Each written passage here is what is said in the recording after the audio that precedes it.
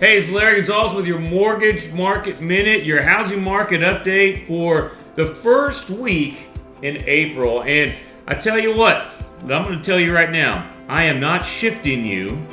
There has been a shift in the market over the course of one weekend. In Oahu, I saw the shift, and let me tell you, this is real. And what am I talking about with this shift? Well, we've been in a buyer's market for the last 6 months, where you put an offer in, it gets accepted. Well, this weekend, open houses, many of them in different areas, parts of areas of town, Mililani, Kailua, Kaneohe, they had a lot of traffic. 81 people went into one listing. My client put an offer in on that listing.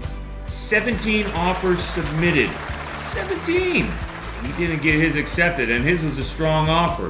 That shows a shift is in play. And will this shift last? We had a small shift in January, but that went away when interest rates went up.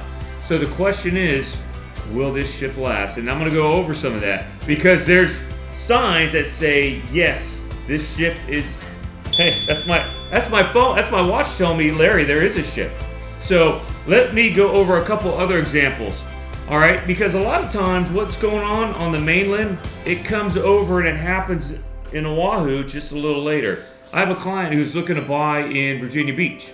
Pretty high price for Virginia Beach overall. Beat out 2 weeks in a row. First one, she got beat out by 3 all-cash offers. And this week she got beat out because she didn't have an escalation clause. All right, for those of you who've been in the market for a while, me saying escalation clause kind of should give you the shudders a little bit. Again, not happening here yet, but happening. Annapolis, I bought a home in February there, and I had no competition. I put my offer in, didn't even go to open house. Now my friends who are trying to buy there, guess what? They're competing. They're getting multiple offers.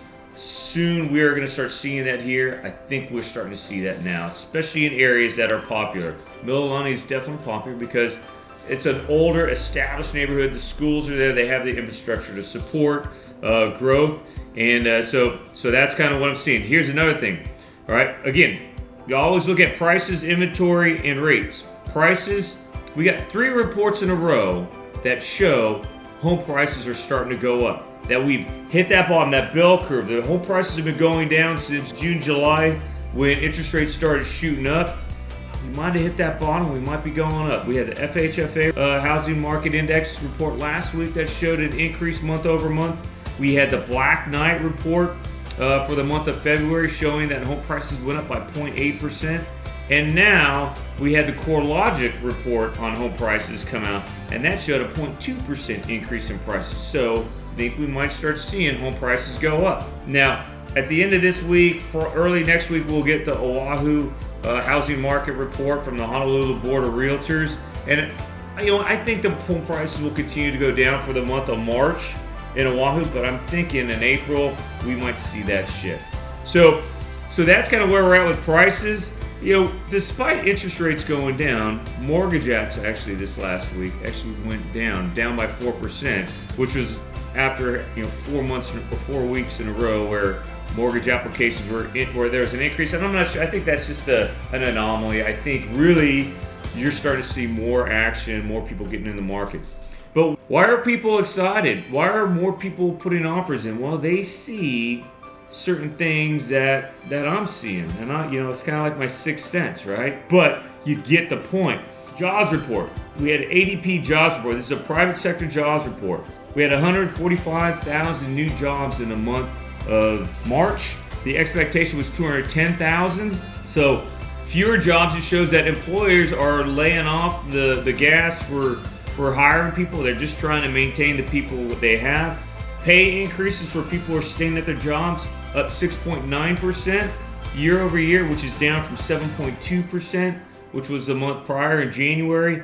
And then people leaving jobs where we've had huge increases. People going and getting 15% increases in pay year over year, down to 14.2% from 14.4% in the previous month. So we're starting to see, at least with this report, this is a private sector, that businesses slow in their roll on hiring. We have the bigger report coming out on Friday, and that's the Bureau of Labor Statistics jobs report. And I tell you what, the ADP and the BLS reports, they are 9 times out of 10, they have been like out of whack. But I'm thinking we might see one that is kind of conducive to a slowing labor market. And we'll see, but that's what we should be getting on Friday. Let's talk about inventory though. Inventory, typically, if you look at the inventory chart, typically you always have a decrease in the winter in inventory. It always dips in January, February, starts going up in March and April. Well, if you look at us right now, we have inventory, comparatively speaking, compared to last February, our inventory is 60% higher now. Yet, if you look before COVID on this chart, you will see we had over 1 million homes in existing inventory before COVID. Pretty consistent, but now we're less than 600,000 existing home inventory on the market. So we just don't have enough homes, and we're not going to have this huge influx even when people start putting their homes on the market. Builders have not built enough over the past, really since COVID to meet the demand, and the demand keeps going.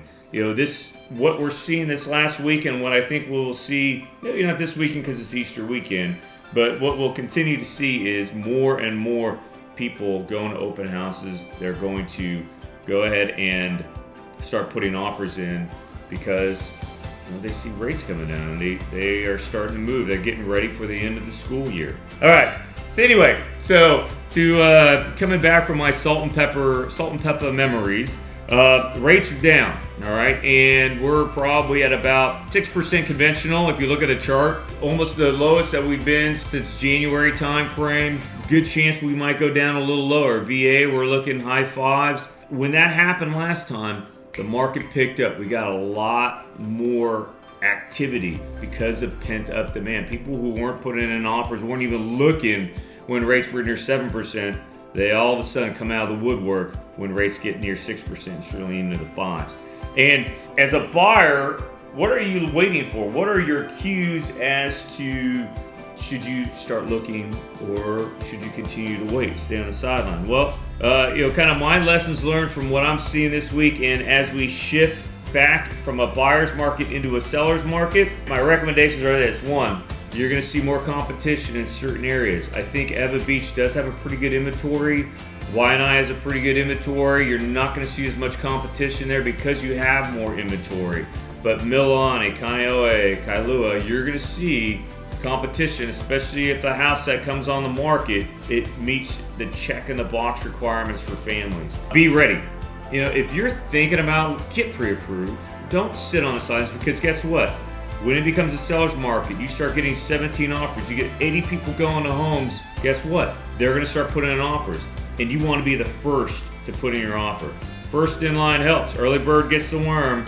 Early pre-approved buyer gets the home. Finally, relationships matter. A lot of times when you have a lack of inventory and you have a lot of competition, depending on who you're working with as a realtor, some realtors are very good at getting pocket listings. They're going to do that legwork to help you out.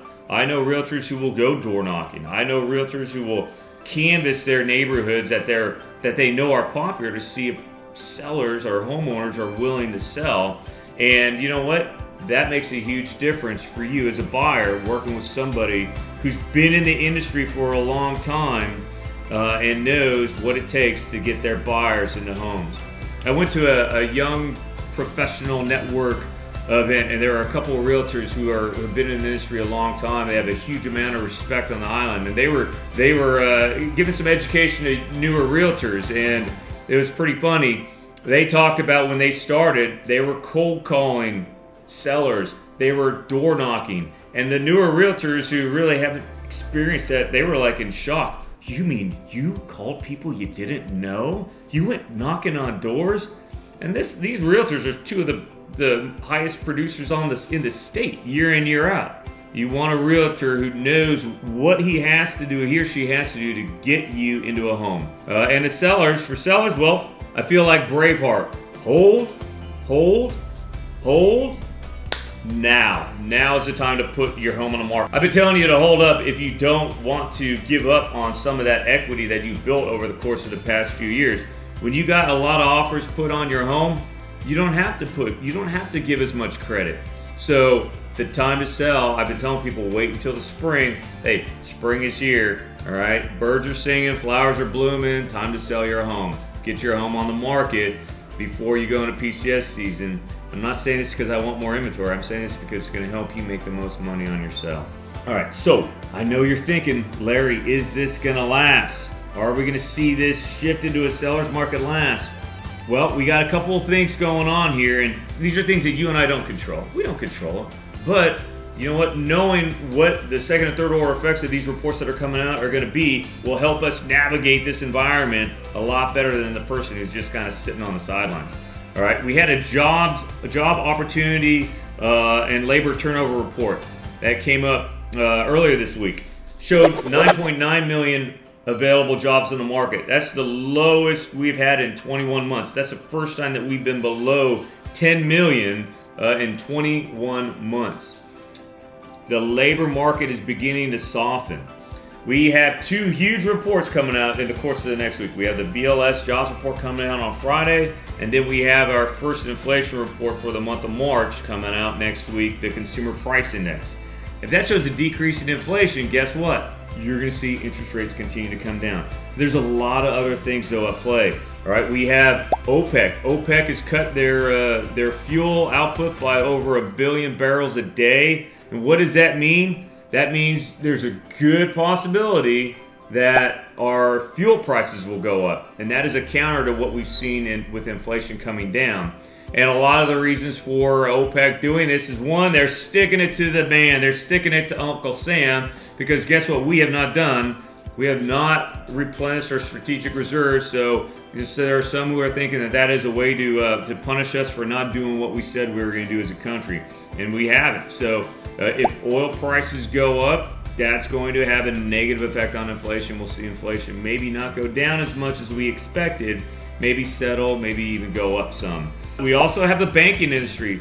Jamie Dimon, CEO, JP Morgan, basically came out this week saying, hey, his biggest concern, he says we're not out of the woods with the banking industry. And I talked to the president of APM today, and he's kind of the same thought. We're not out of the woods yet. And if there's another run on the banks are going to get a little tighter on their lending standards. That will go for commercial real estate, that will go for car loans, that will go for personal loans, and yes, even home loans. There are some regional banks that are going to not shut their doors, but they are going to turn down their nozzle for lending because they're afraid that they're not going to have the money to make the payments, especially if we go into a recession.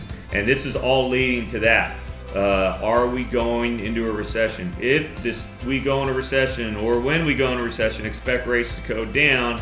It's not going to be steady movement down. We're going to see ups and downs, but right now it looks like there's some rough waters ahead. And in the Navy, when we have rough waters, we tighten. We batten down the hatches, we secure for sea, and I think you're going to see the banking industry start doing that. You're going to see employers start doing that. They're trying to clean up and make sure that they don't have excess waste, excess things that are going to hurt their business. So they want to, because business owners, they want to preserve their business. So my thought here is, I think that interest rates are going to continue to go down. It's not going to be straight. I think inflation is going to continue to come down, but there are some trip hazards out there. And I do think that the best time to buy was yesterday. Truly, yesterday, the second best time to buy is today, because guess what? We could see an increase in home prices by 8%, maybe more by the end of the year if interest rates continue to go down. And once we get into that 4% range, which I don't know if we'll get there this year, but if we do, it's off to the races for this housing market in Oahu. All right, that's all I have for you today. Have a great weekend. Happy Easter. And I don't know about you, but I'm pretty darn excited about the Masters too. All right, we'll talk to you later. Aloha.